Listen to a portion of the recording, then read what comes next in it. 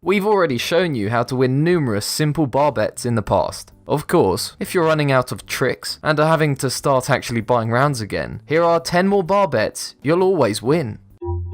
Amazing! Number 10. Name the president on the bill. This perfectly winnable bar bet implies some basic knowledge of US presidents. Assuming you're in the US, you're going to tell your friend that you're going to show them a $10 bill and bet them that they can't name the president on it. They get 10 seconds to stare at it. It's not a trick bill. They can even use their own cash if they insist. Count them down if you like. Now, anyone with even a basic knowledge of US history will instantly tell you that it's Alexander Hamilton on the bill, and they would be right. Unfortunately, that doesn't mean they win the bet, as the recent musical theatre star was never actually a president. Hamilton only ever made it as far as Secretary of the Treasury. Of course, if someone was to switch that around and ask you to name the president on the bill, Hamilton could also be the right answer, if you allow for the fact that he was president of the Ascot Club in New York. You see, it's all about the wording of this bet. Number 9. Lincoln coin trick. For this trick, you'll need a penny and at least one person to bet with. If you know your US coins, you'll know that Lincoln is the president on the penny. You're going to bet your friend that no matter how many times you'll flip the coin, that Lincoln is going to turn up 10 times in a row. Impossible, you hear them cry, particularly if you give control of the coin over to the person you're betting against. It's not a trick coin, and when it's flipped, regardless of which side the coin lands, all you have to do is dispel the secret. The truth is, Lincoln is actually on both sides of the penny. The former president is obviously on one side, but on the other, he is just hidden inside the Lincoln Memorial. Number 8. Get wine or any other liquid into an upside down glass. Well, if you're going to do a trick in a bar, you might as well get some alcohol involved. For this bet, we're going to attempt to get some wine, or any other liquid in a saucer, into a glass, without lifting the saucer, or scooping at, or sucking up and spitting out the liquid. After the person you're betting against gives up, all you have to do is grab a box of matches. Place the box of matches in the saucer, as shown, and light them. Now place the wine glass upside down over the matches. The burning flame absorbs the oxygen within the glass, creating a vacuum, which then sucks up all the liquid around it. And now, that liquid is inside the glass. Number 7. Balancing a quarter on a dollar bill. For this bet, we're going to do the impossible. Once again, we're going to stretch out a bill and place a quarter on the edge of it. The note has to be standing up and straight, although that doesn't mean we can't bend it first. To do this, all you have to do is take a crisp bill, bend it so there's a crease in it, then stand that note up so it's slightly bent. Place the quarter on top of it. Now slowly straighten the note, until the quarter is sitting perfectly balanced on top of the stretched note. As the note straightens, the quarter will naturally adjust to maintain atop the banknote. It probably won't stay there for long, but it doesn't have to for your bet to be won. Number 6. The match trap riddle.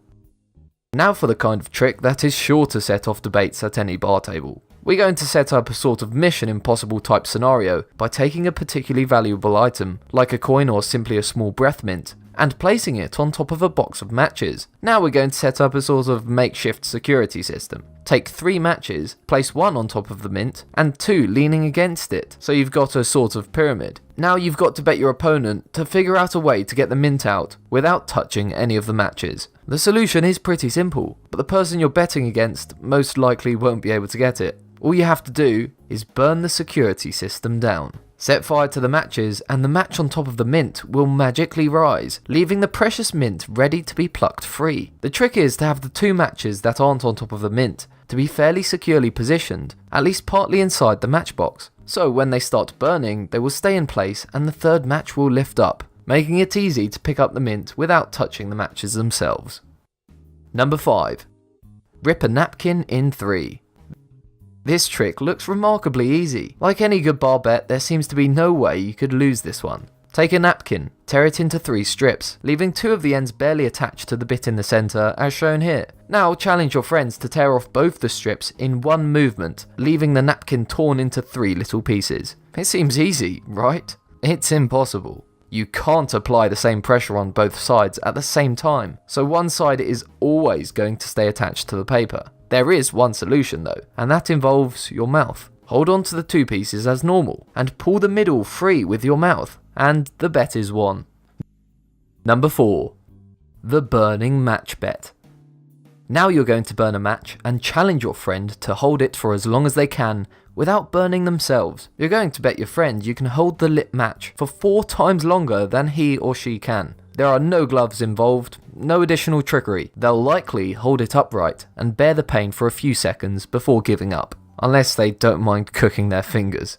The trick is, you don't have to hold the matches still. Circle your hands and you should be able to hold the match for at least as long as 20 seconds. The movement keeps the flame away from your fingers and stops the match from burning down. Number 3. The olive and glass bet.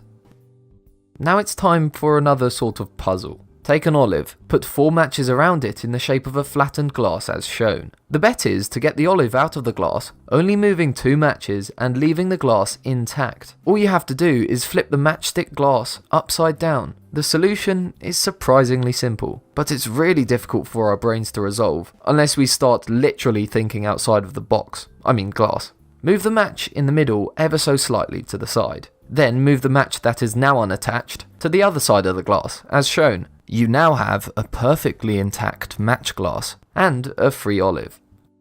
Number 2. Making a paperclip float on water.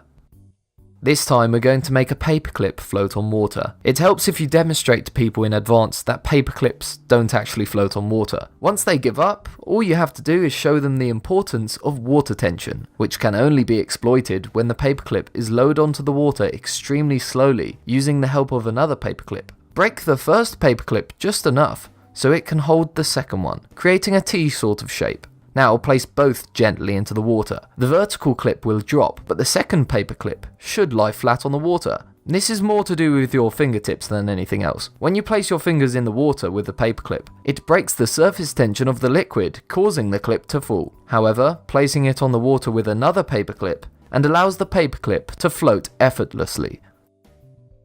Number 1. Tear a phone book or a deck of cards in half. Now it's time to break things. We're going to rip up a deck of cards or a phone book. Seems impossible, right? Well, hopefully your betting partner will think so too. There is a solution, and perhaps surprisingly, it involves baking. And no, not the kind that will get your friend high enough to imagine it happening. You're going to cook your phone book or pack of cards for about 40 minutes at 400 degrees Fahrenheit. Be aware though, this is incredibly dangerous if you don't know what you're doing. They're ultimately just paper and could catch alight and cause a fire, so you'll have to keep an eye on whatever you're cooking so that this doesn't happen. Cooking these items will remove any of the moisture in them and make your cards or phone book remarkably brittle. Instead of bending, they'll just snap. It will still require a certain amount of strength to tear them in half, but if you assume a sort of grip like this, it should be much easier. After performing this trick in front of your friends, they'll always envy your strength. Let me know in the comments how you fared with each, and if you enjoyed this video, please make sure to like it and subscribe, clicking that bell icon to never miss another video. Thanks for watching.